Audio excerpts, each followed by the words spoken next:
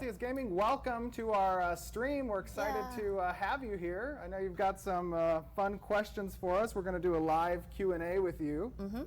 Yeah, thanks for having me. I appreciate it, and congratulations on the Kickstarter success. It's rocking. Really excited.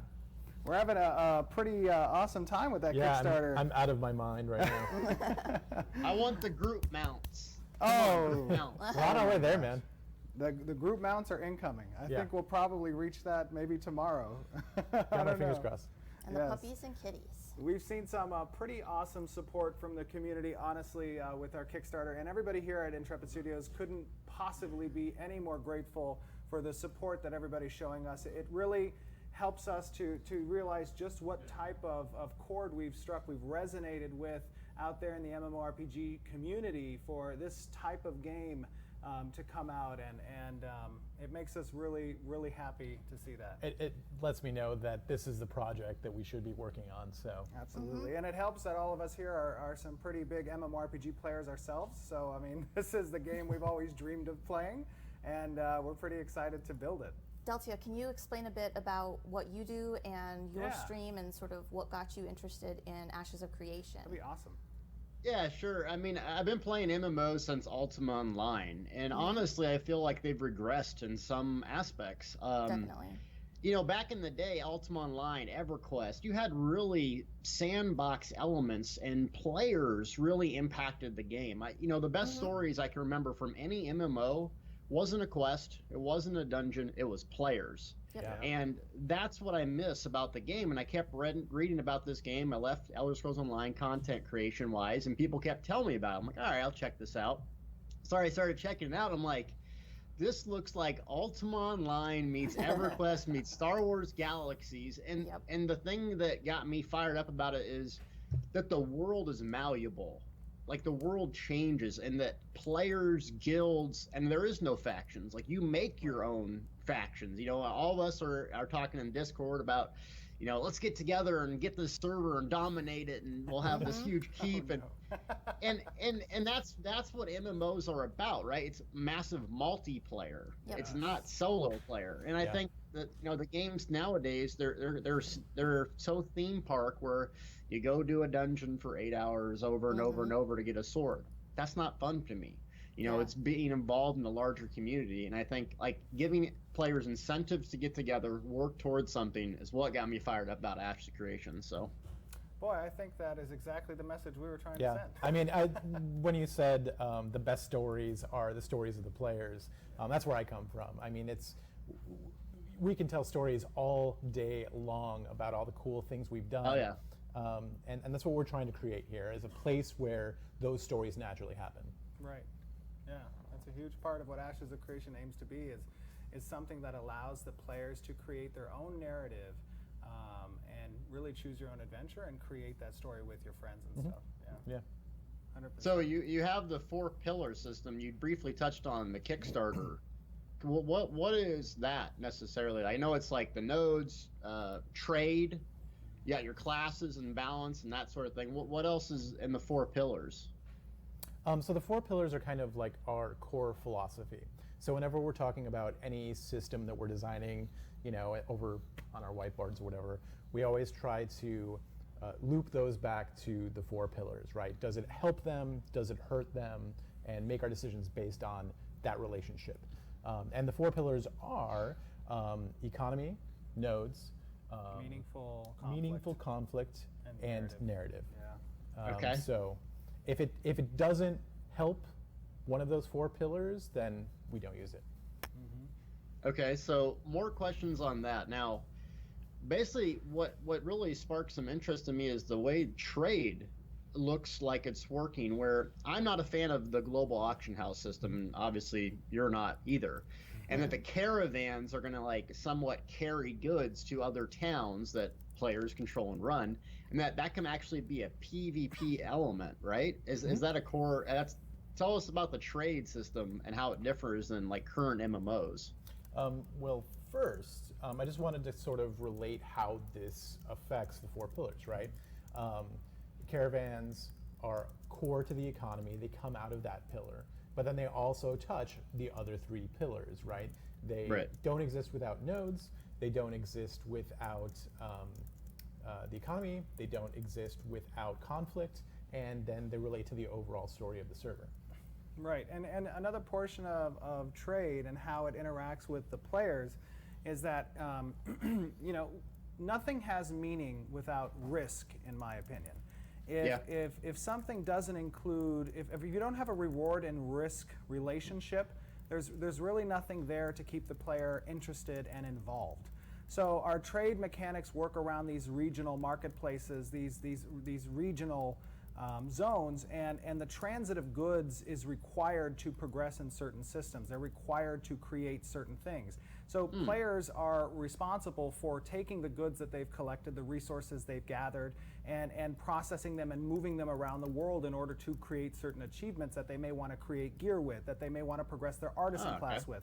And as players are doing that, you know, there is a reciprocal relationship with the creators and the destroyers, so to speak. I mean, there's that essence of people, the essence of those two things in everybody, right? And we want there to be a relationship between those two things that equate to a risk versus reward situation.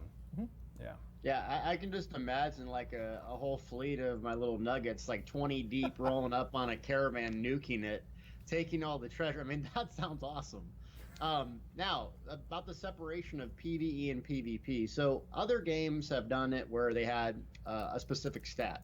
They had PvE gear. They had PvP gear. Now, what I like is when a game, basically they have all the elements tie into each other, but I don't have to do PvE dungeons for 8 hours to get a sword that I would use in PvP. How does your game separate PvE and PvP, or how does it put it together? So that's a tough question because there's a lot of balance involved in that. But the way we're approaching it now, normally the issue is that monsters tend to scale faster than players, right? You have boss monsters that have millions of HP, and you have another player who might have 10,000, right? How do you balance for those differentiation, sorry, that's a terrible word. How do you differentiate between the HP of those two groups, right? But our goal is to make sure that they're transparent, right? That the gear that you're using for PvE is the gear you're using for PvP, and vice versa. So it's going to be a lot of back-end work to make that function the way we want it to. But yeah, we don't want people to have separate gear sets for PvP or PvE. Yeah. We want the sets to reflect what kind of a player you are, right? So that's the direction we're going. Like, are you a dodgy ninja-y character, or are you big, slow tank? That's what you should be gearing for, not I'm going to go fight this monster over here and this player over here. In an open world PvP game, that's not going to work really well. What about that fast tank? I'm going to be a tank cleric, by the way. I'm going to heal tank it and be awesome. So anyways. There you go. Now, the node system, that's another thing that you guys talked about a lot. Now, when you say node, is essentially what that is a region and a zone that you build up. Is that right?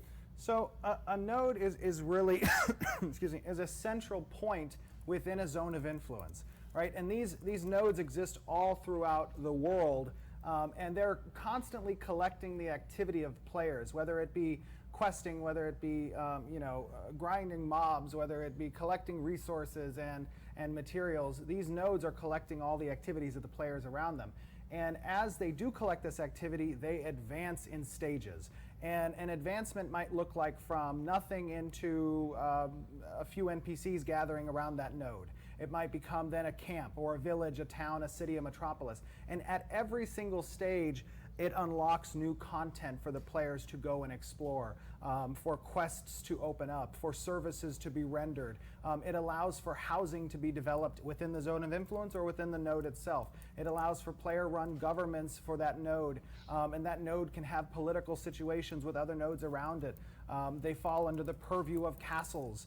It's really a very intrinsic aspect of the game that relates to the player's development of the world itself. You know, a lot of theme park games, you come into it and there are these rides that you must go to from city to city that are already predetermined and pre-developed. what we wanted to do was include those rides, but we want it to be a choose your own adventure where you're actually developing which rides you're going to experience, and then at the same time you're making your own rides with the interaction between players in an open world non-faction based game. So that was kind of the dream aspect of this creation, this Ashes of Creation, was that we wanted players to really be able to drive the narrative and their experiences, but have the tools available to them to experience that content.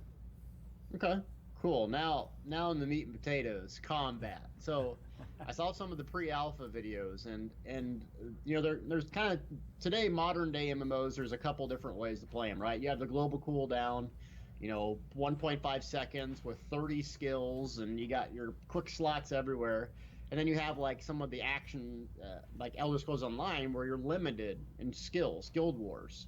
Is your game a balance between that, or is it like a global cooldown? Like, how is it going to work in terms of combat? So yes. We don't want 30 abilities on your bar, right? We want it to be contained. Yeah. We want tactics to matter. We want strategy to matter. And you can't do that when you're just clicking on frickin' everything. So having a contained bar that has a contained number of skills, and we haven't really dialed down exactly what the good point on that is, but it's definitely going to be contained. It's not 30. No, it's not going to be 30, no. There will be like probably exceptional reactives and stuff that you use in response to what's going on, and those might be ancillary that add to your bar, but it's not going to be 30.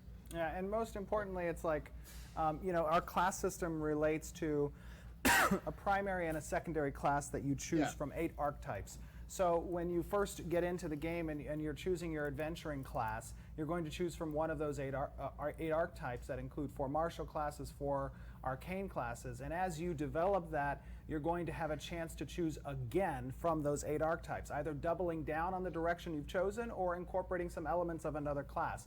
And those elements include augmenting your original skills, not adding additional skills, but augmenting those original skills that you chose as your primary class with a flavor from your secondary class. So we gave a good example, I think, a little while ago when we spoke about how a fighter has a rush ability where they'll have a target and they'll be rushing towards that target, and upon impact will deal X damage and then potentially a condition modifier like a stun or a trip or something.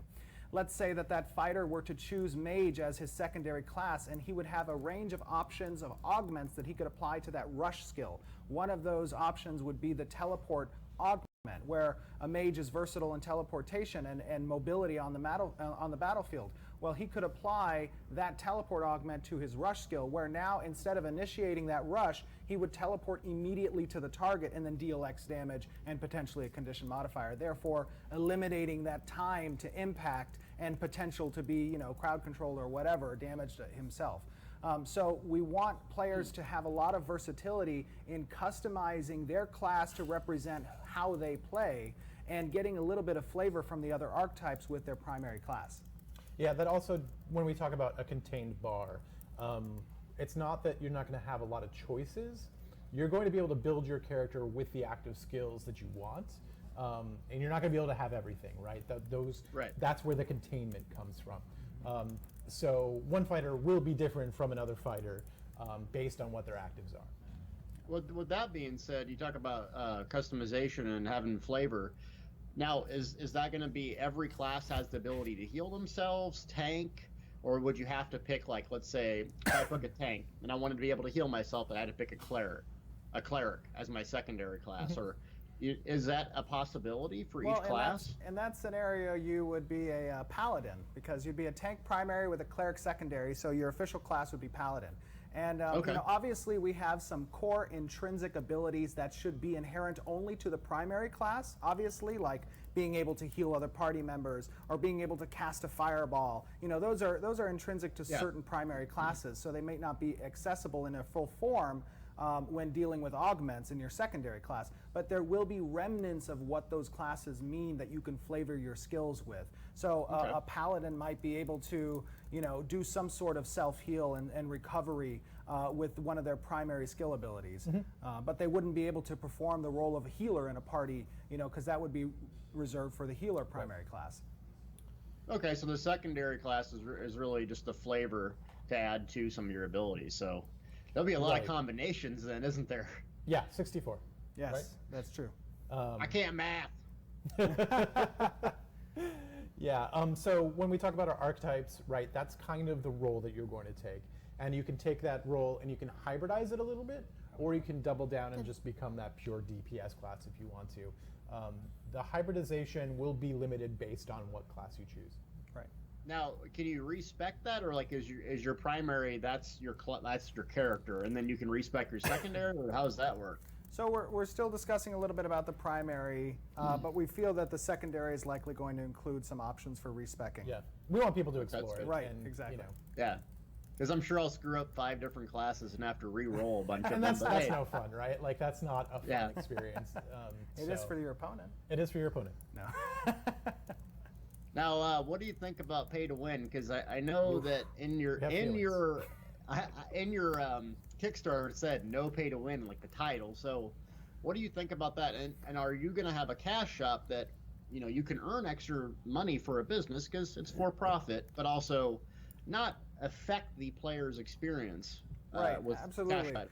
So I feel like that's one of the unique perspectives of Intrepid Studios as a company. Myself coming from the background of being an MMORPG player first and then becoming a developer really gave me certain feelings that I have pretty strong reservations on in regards to how the industry's moved more towards a monetization process that relies on pay-to-win mechanics and cash grab. Really, I'm not a fan of that at all, and Ashes of Creation will not experience that to any degree whatsoever. And I can't be more emphatic on that point because for me, competitiveness in a closed system that an MMORPG should be relatable to an individual, a player's progress within that game on their own accord, on their own skill and or activity. And I think that the monetization practices in the industry lately of cash grabbing and pay to win have just done a major disservice to what our genre should deserve. And I also think that it's not a good long-term solution, right? At least for the health of the game. It'll get you some money real quick, but over the long term, that's going to die off because it hurts the game. And that's not what we want. We want a long-term game that has a population that's happy with what's going on. Yeah, exactly. Yes.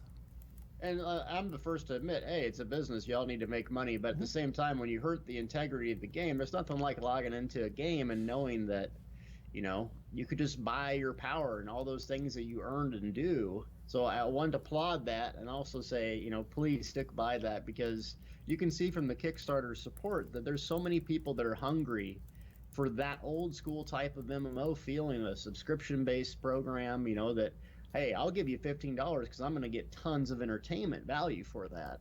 So good job on that. We're sticking to that. Stick to the guns, yeah. We're glad. What about like alphas and betas? Are we going to expect any of that within this year, next year? What you got a timetable for that?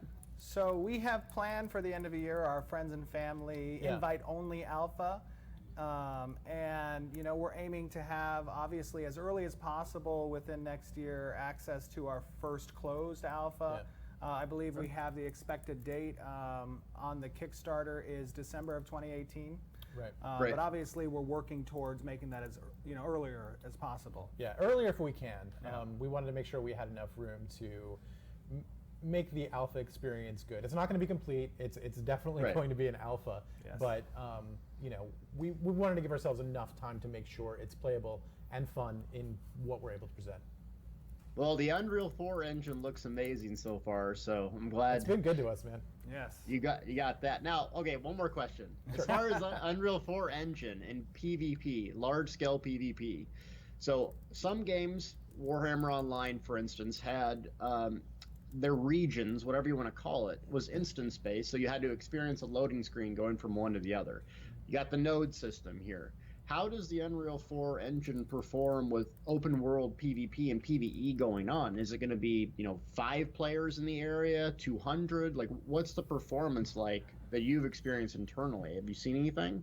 So one of the greatest aspects of Unreal 4 as an engine is that we have the ability as developers to to really access the source code on the back end of that development, to put in our own proprietary networking code that's going to achieve what we want to achieve when it comes to mass PvP and combat in the open world.